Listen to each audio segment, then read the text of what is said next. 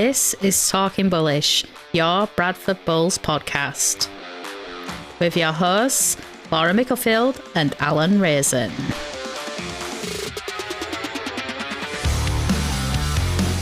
This week we recap the game we had down in London.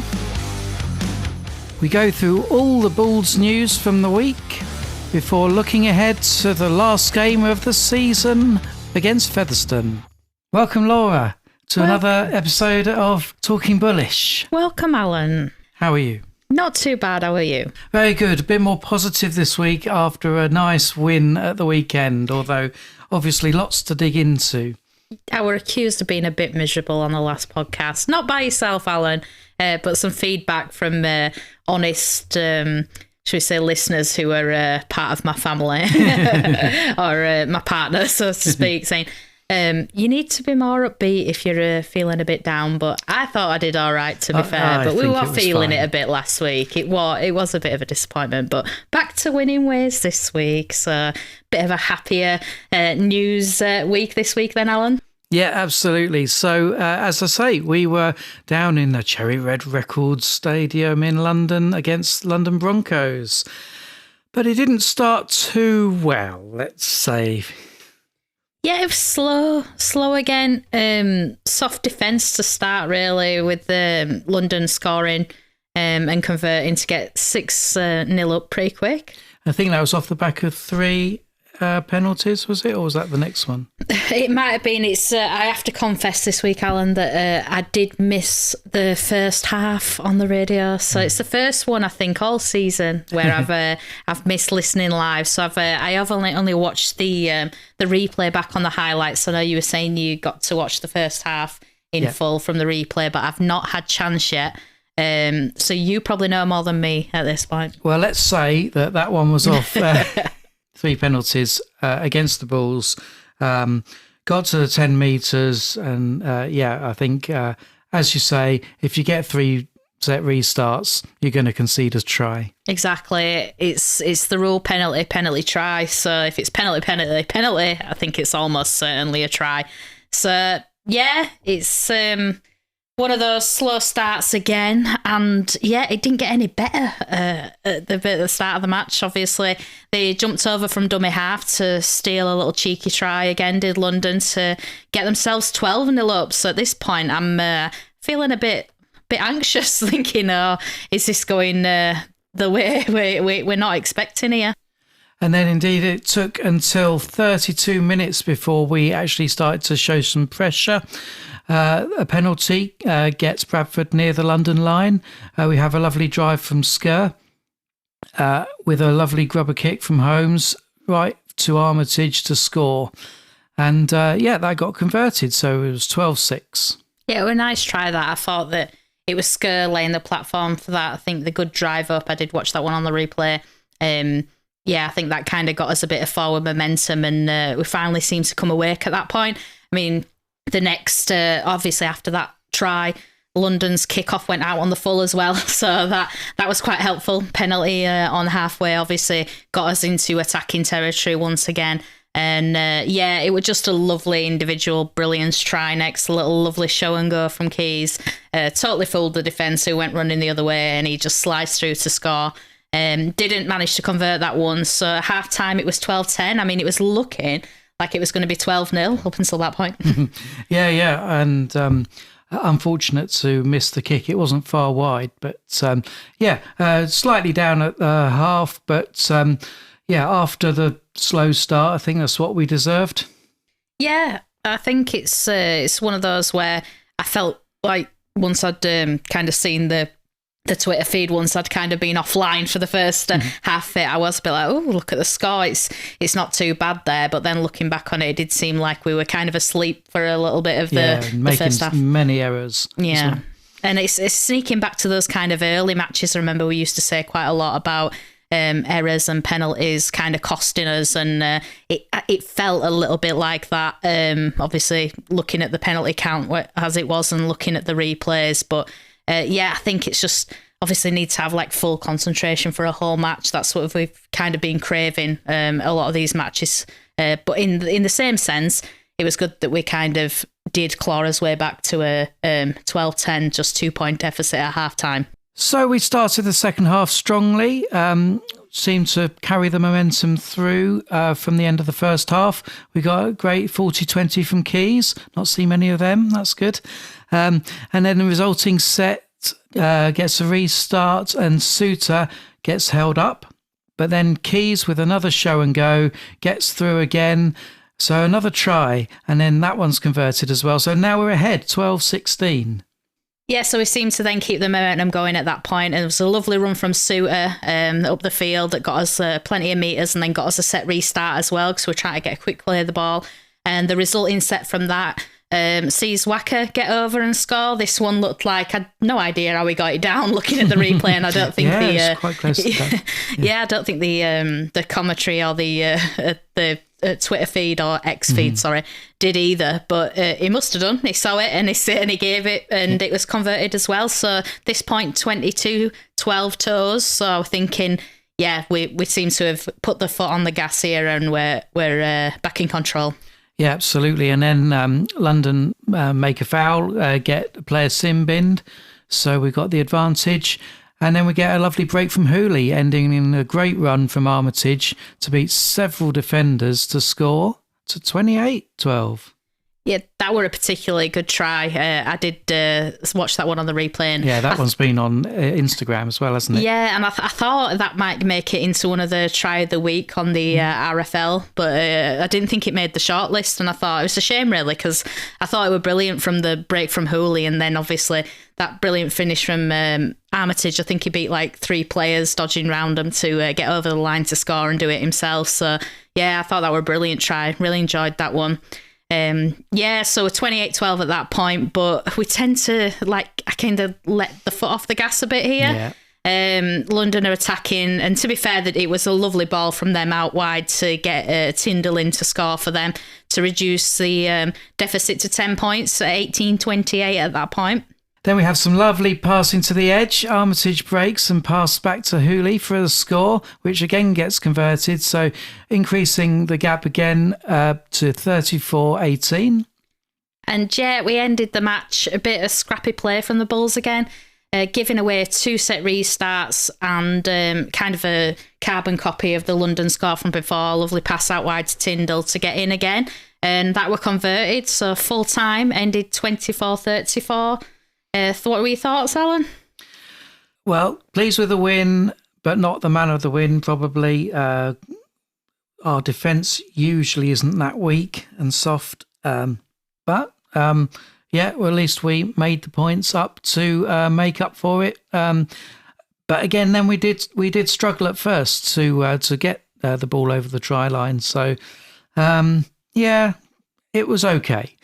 Yeah, I think... summed it up as I think Myron Noble actually summed it up as a scruffy win, and I think I'd agree with that. It was a scruffy win. It wasn't a full 80-minute performance, and it wasn't really like a 60-minute performance. It was kind of, we weren't really at the races, then we were, then we weren't, then we were. It's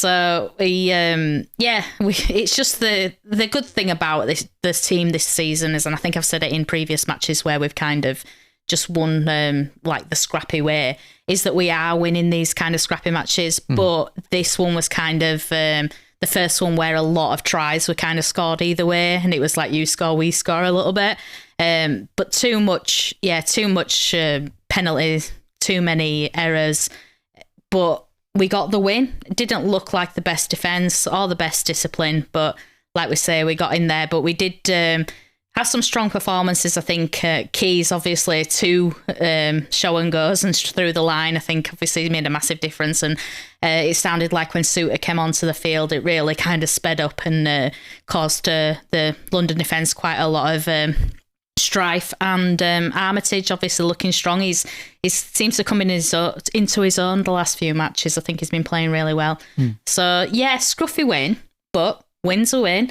And and you say not the best defence or discipline, but from us rather than we were still the better team, but it hasn't been our best match for defence or discipline. That's what you mean, isn't it? Yeah, I think it's the fact that, like Brian Noble said, I think in previous previews or reviews, where he said that he doesn't want the team to let in more than 2 tries. So obviously anything more than that is kind of a failure in a way, even if we win the match. So I think that's what probably the points they'll be looking at when they look to going on to this week's match will be.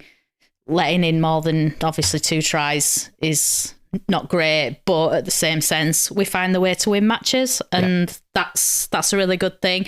Obviously, when we were talking about the kind of matches we have lost this season, it's been by fine margins, couple of points for most of the matches we've lost. So it's it's good to know that we do have that strong defence, and defence can win you matches. Like, we know that and we've seen that. So on to Bulls news then. So we have secured the 3rd place in the championship. Oldham in 4th can't catch us. Yeah. We've definitely got 3rd now. I think I'd worked it out saying unless the match between Featherstone and Oldham, I think if Oldham had beaten by 131 points, I think it was, we could have maybe slipped down if we'd have lost this week. But no, they can't catch us up now because it's their bye week now, Oldham. So we've definitely got that 3rd place. So we've cemented that. So we have equalled our table level in the table for the last 2 seasons. Yeah. Yeah, I know we were aiming for higher than that, so I don't know if they'll see that as a bit of a disappointment, but doesn't mean the season's over. Obviously, we're guaranteed playoffs, we're guaranteed a home playoff, and maybe we can get further than we did last time. 2 trips to Toulouse haven't gone our way last 2 years, but maybe this year. Also, we've confirmed as well that the top 6 is now set in place. We know who they will be. The only thing we don't know is what order they'll finish in. So we've obviously got York, Toulouse, Bradford, and then there's Oldham, Featherstone and Halifax. So Oldham looks set to be 4th, I think. I don't think they can drop now. And it's just between Halifax and Featherstone, so for the 5th and the 6th, depending on what happens. So, I think it works out that if Fax win and we win, we'll be playing Featherstone in the playoff game. But if Fax lose, it will be Halifax that we play. So all depends on this weekend to figure out who we'll be facing in our first playoff game. And it's quite fun, really, to see that we're playing Featherstone this week, because obviously if we do slip up and let them win, it could be making it so that we play Halifax, but obviously if Halifax win, we'll still be playing Featherstone. So nice to know it's got one of 2. Which do you think you prefer, Alan? Oh, I don't know actually. We do have quite a good record against Fair, I think. I know they're tough, but again, I think, did we do the double over Halifax this season? We've done quite well, yeah. We've done well against Halifax this season. Yeah, so both winnable. Maybe I prefer Halifax. I don't know. Yeah. I'd go for Halifax just for the pure thing of it. Obviously, it's a derby, and I think we'd get a really good crowd. Obviously, I think prior to the Toulouse match, it was the highest crowd of the season was the Bradford-Halifax match. So if we could replicate that in the playoffs as a knockout rugby, I think that I'd set for a brilliant atmosphere. But I won't get too excited because obviously we know what happened when I got excited about the Toulouse match. And then Keys had a milestone try at the weekend as well. He was on 498 points or something. No, 497, I think, and then scored a try to get to 501 against the team who brought him up. Yeah, he's a London Academy product, is Keys. That's what I'm trying to say. So it's quite poetic, really, that he scores his 500th point for Bradford as a club against the club that, like you say, brought him up. So he scored 500 points in his Bradford career, and obviously he's been a brilliant Bradford player in both the stints he's had with us, and big congratulations to Joe. Yeah.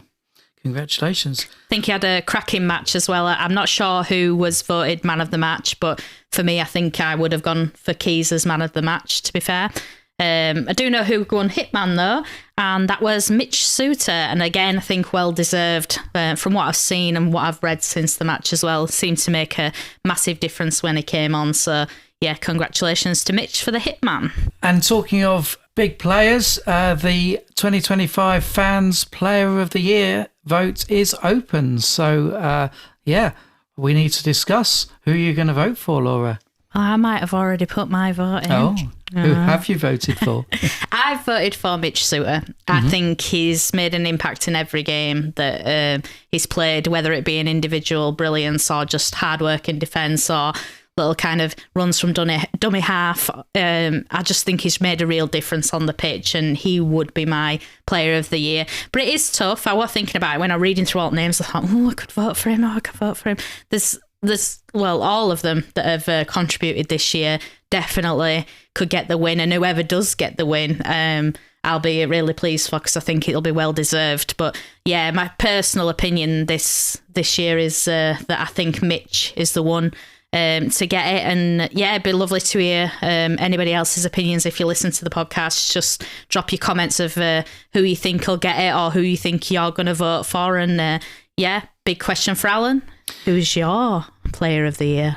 Well, having looked at some stats of the year recently, I think that based just purely from a statistical point of view, I would have to give it to the top try scorer of the season, Jade Knockenball. Yeah, very good. Yeah, I can see that. He scored a lot of points and he's made a lot of impact, and he's also a brilliant runner from the backfield, gets us out of those tough spots when we're deep down in our own half with his strong runs up. So yeah, again, I think another well-deserved player to get it. But yeah, I think across the board, there's loads that could get it, and any one of them, I think, will be worth celebrating. Absolutely. It has been a good team performance over the season, I would say. Lots of important contributions from everyone, really. Yeah, I think there's been a lot of, like you say, solid team performances. And like I was saying earlier, defence can win you games. And the majority of matches we have defended really well. And that takes you working as one unit and one team.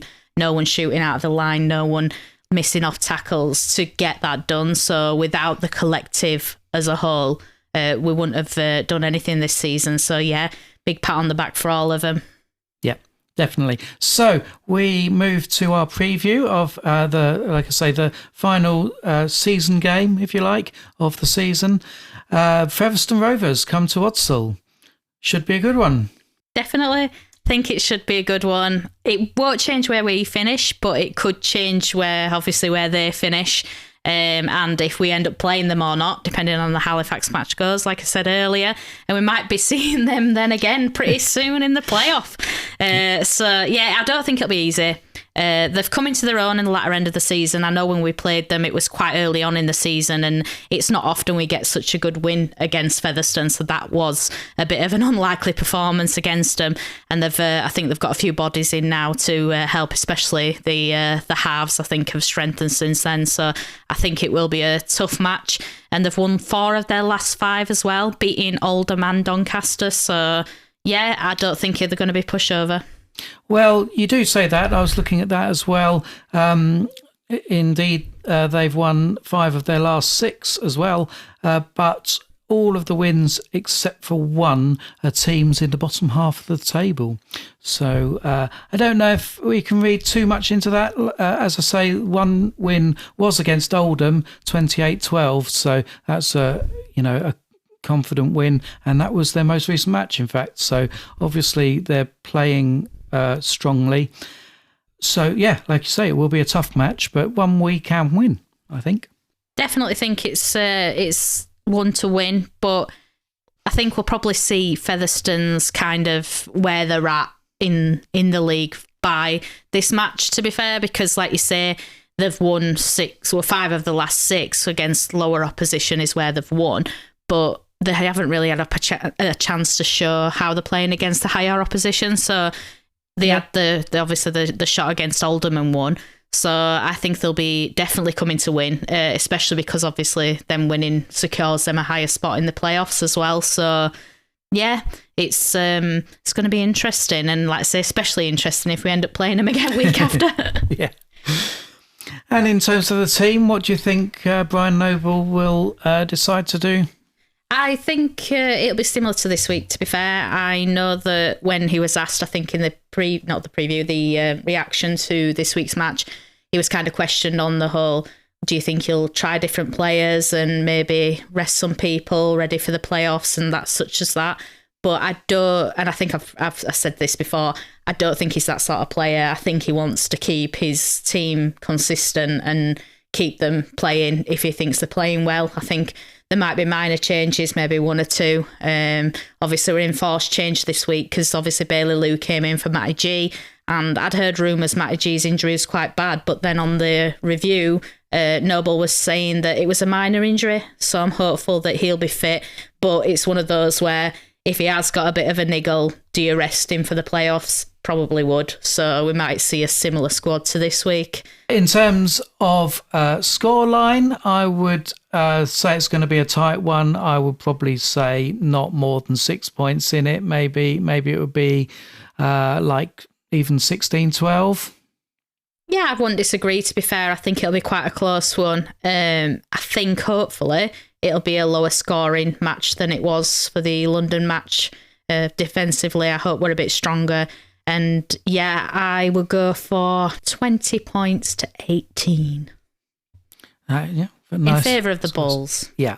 So we'll go for Bulls win. But like I say, I won't be devastated if we do lose it, because it means nothing in the grand scheme of things for us. Just might have an influence on if we play them again next week. Yeah. Well, let's hope that everyone just gets through injury free. That's the most important part, isn't it?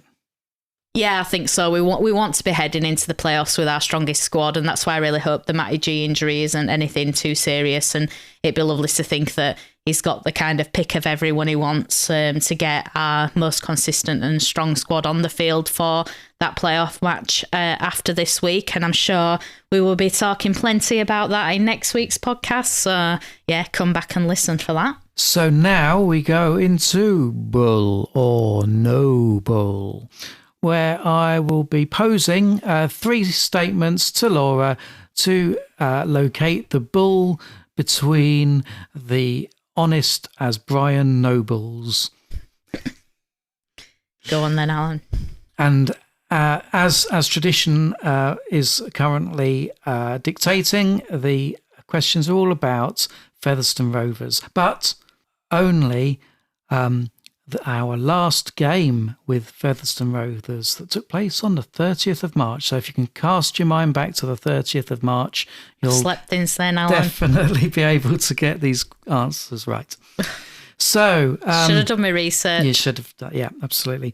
I was tempted to do something different, but no, it's definitely Featherstone Rovers. So last time we played Featherstone Rovers, obviously at Post Office Road, we won 48 points to 40.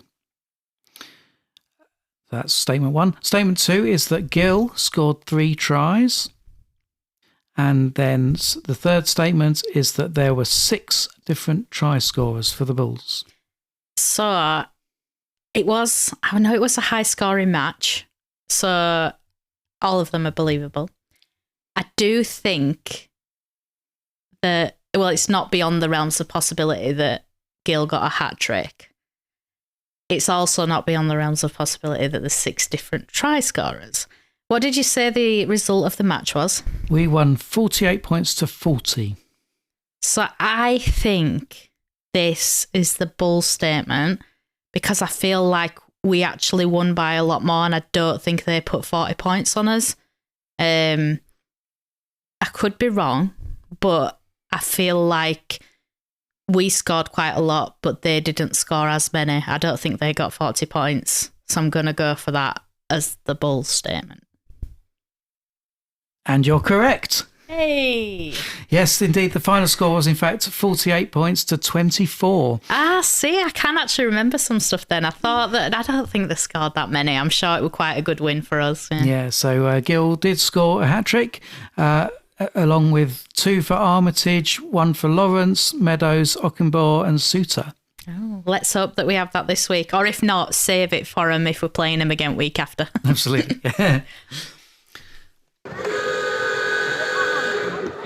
So that brings us to the end of another episode of Talking Bullish. Thanks again to everybody for listening, and I know we're creating quite a lot of interaction on our TikTok channel, which is quite good.